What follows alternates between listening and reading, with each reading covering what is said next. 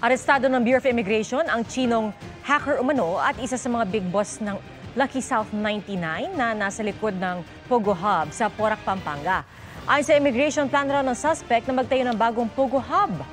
Nakatutok si John Consulta, exclusive.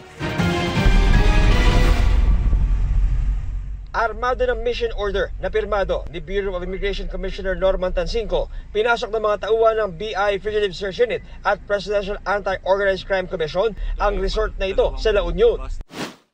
Sir, positive na sir.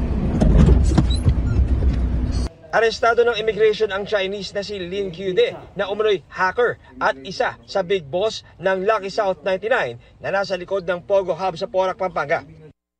You have the right to remain silent. Anything you say may be used against you in the court of law. You have the right to hire a lawyer of your own choice. If you don't have one... Ayon sa Fugitive Search Unit, malaki ang papel ng narestong boss ng Lucky South 99 dahil sa kanyang papel sa pagiging hacker ng grupo. Itong hacker na to or itong mga grupo ng hacker na connected dito sa Pogo na to, hinahack nila yung mga bank accounts ng kanilang mga kliyente sa US, UK at sa Middle East. Parte na talaga to ng operasyon nila na kasi itong mga scam na Pogo, part talaga, kailangan talaga nandun yung mga hackers nila kasi ito yung pinaka bread and butter nila kung tutusin.